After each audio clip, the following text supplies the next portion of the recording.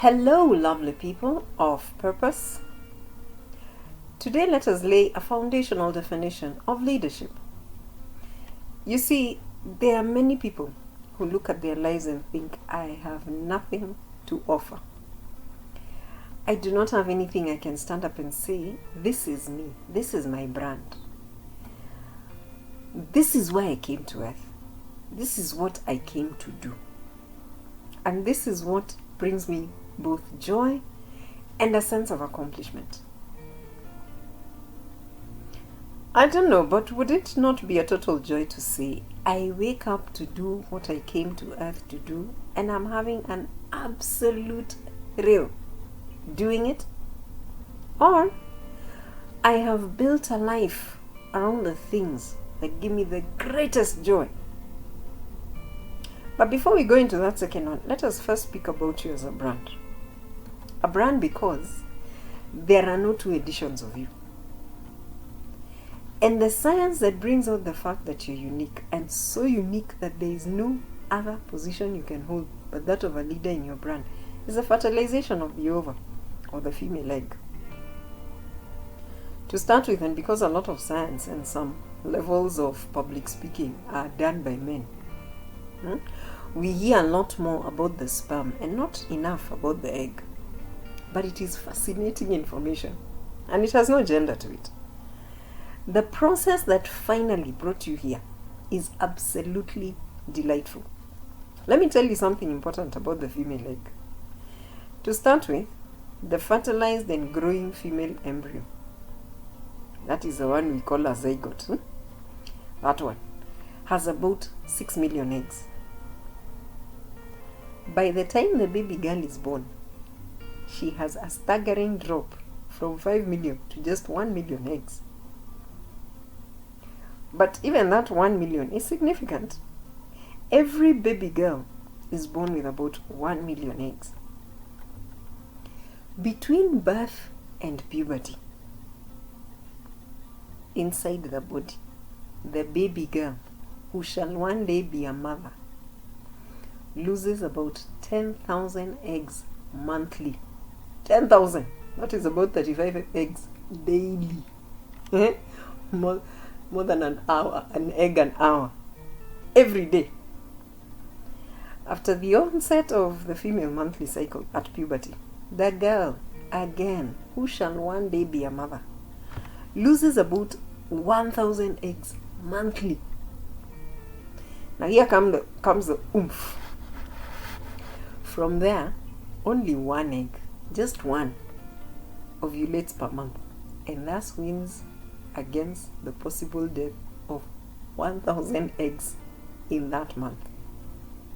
Of course, once in a while, in the case of twins or multiple births, more than one egg will ovulate. But think about it. You, the listener, you beat the odds of being in the drop from 6 million to 1 million. That's against 5 million. Then you beat the odds of being in 10,000 dead eggs monthly. Then you still beat the odds of being in 1,000 dead eggs monthly to be the one fertile egg at just the right time. That means if your mother gave birth to you at whatever age, every single month from the day she hit puberty until you were conceived, you were beating the odds against being in 1,000 dead eggs or shed eggs every single month. And you held on. In a year, that is beating the odds over 12,000 times. Most of us will know the other side of this winning streak, that the male sperm is a swimmer that beats the odds of being one in millions that actually got to the one fertile egg. Of course, as male or female today, you only contribute to half of this equation. But I want you to focus on the fact that for you to be here today, you beat the odds over 12,000 times annually for as many years as it took your mother from puberty to your conception. And do not forget to count the other millions of odds won by the sperm. Listen, The body you carry today is not constructed from loser DNA. There is nothing about being a loser anywhere in the body you carry. There is nothing of loser DNA in your life path. Because you cannot start with that level of winning and then become a non-starter. You started a winner. And if nothing else reminds you that you started a winner, think about fertilization. You are the result of a winner process. Several epic races took place, and the result of those races is the body you're wearing today. Meaning, you're not an accident of nature. Never. Now, that body that is made out of the DNA of winning is what you pick up at between the 4th to 5th month inside of your mother's womb. And because this program is not inclined to discussing the spiritual journey of a human being, I'll not go into the details of the 3rd epic battle that also happens in the taking up of a physical body. But I'll summarize it this way. The spirit kicks in and takes the body at around the 4th to 5th month of pregnancy. Every woman who has carried a pregnancy will tell you they feel that first kick. It is the time that the pregnant woman recognizes that for sure there's another life inside of her. Now, for you to have taken up that body, there were hundreds, possibly thousands of other souls waiting. That is the 3rd epic battle you won quite beautifully in order for you to be here today. Now, here's the thing. Here you are, feeling sorry for yourself, thinking you're not all that, thinking you have nothing to offer. So what exactly shifted between you winning some serious epic races and battles to becoming despondent and discouraged? I will give it one word: distractions. There are so many things that divert your attention from your winner nature between birth and adulthood. Somewhere in the course of things, you forgot that you know how to win. Now that winner is the person these programs are calling out to. Inside of you, there is a gift that you brought to earth. The gift that made it so important that you just had to win against the odds out of millions and millions of possibilities of being just another number in dead cells. We don't know the names of those dead cells. They are not here. They don't have a physical body. You are here. Dear listener, there's a gift in you. That gift gave you the drive to win those battles. You came here to do something, to do it well, and to win. And when you tap into that gift, you have no other identity you can carry but that of a leader. And even when you're not entirely sure what that gift is, there are those things that you know you can do. Now here's the trick. Whatever you can do, make it your intention, your decision, your style to do it well. Brand yourself for excellence in whatever you do. Now, it's highly likely that for most of your life, you have identified a leader as someone in public service, or someone with a title, or someone who is in authority above others in one way or another. We see politicians as leaders, teachers, preachers, chiefs, CEOs, and generally anyone in public and in authority. But when you stand in your gift to earth, no one else can be you. And that makes you an automatic leader in your brand, in your space, in the solutions you brought to earth. And when you find that path, your brand, that which is you, Inc., you incorporated, you will find that living a life that is rewarding, both financially and emotionally, is within reach. Together, therefore, we will concentrate on helping you build your individual brand, because it's a very strong brand, very strong personal brand. And you have the whole world before you to be an individual known for something you're incredibly proud of. And I'm not saying there's anything wrong in holding a position of authority. I'm saying if you hold it or not, it does not matter. If you hold it, you will hold it and conduct yourself with integrity. Because you're already in a brand. You are already a brand in your own right. And you'll stand as an individual of character. Because to the person of character and purpose, a title is only an open door to having greater impact and influence. But it does not define who they are. A person of character will influence positively with or without a title. And that, dear friend, is true leadership. It comes from within. It is founded on self-awareness, grounded by self-confidence, empowered by a clear personal purpose. Let me repeat that again. True leadership is founded on self-awareness. It is grounded by self-confidence, and it is powered by a clear personal purpose.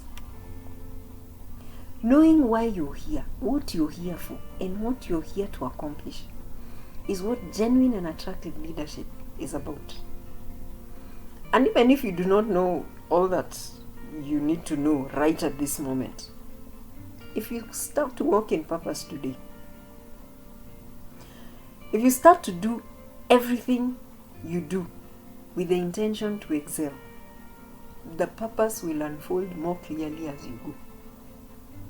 In fact, to that, let me add a short piece, and we may go back to it much later. No one is required to know everything about where or why they are here at once. In fact, no one is required to stall and only start on a life of purpose only after they know clearly why they are here. No. I like to give the analogy of a journey. Whether on foot or driving or even by plane, no journey provides a view of the entire length of the journey from the start. That would only be like 100-meter dash, and that is not a journey. Life is a journey, and just like a journey, with the human eye, you only see about 50, at most 100 meters ahead, no matter the mode of transport. So what happens is, you do your best with the 100 meters you can see before you. In life, and to have the greatest impact, you do your best at the moment with a good intention towards all.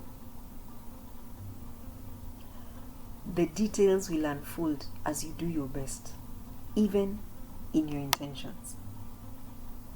Best effort and right intentions is living as a true leader. And when you live as a true leader, when the time comes that you're faced with a definite departure from this earth life, you'll confidently say, mine was a life well lived. I have done what I came to earth to do, and I am ready to depart joyfully. That's the fastest way to lose the fear of death. So, in closing, remember, there is no better way to remind yourself that you're a leader in your own right than the process of fertilization and incarnation into this earth realm that took place all those calendar years ago, in order for the baby you were then to be the adult you are today. But now you're here as an adult. Purpose to become more conscious of what you want to give your attention to. And as you start to thin out the distractions and decide gradually to sift out so that you can reach the one single most important thing you are on earth to do, you'll start to become the best version of you. And as you move higher on the path to becoming the best version of you, there is no other position you can hold but that of a leader. you will have picked up that winning streak again and win. Remember too that life is going to demand this from you and a lot more going forward. So give it your best. In your best, you automatically become you incorporated. You Inc. Chief Officer, the leader of your brand. And that, dear friend, is living consciously. And living consciously is a conversation for leaders and emerging leaders. So tell us in the comment section, what do you see yourself winning at? Where do you see your personal brand going to?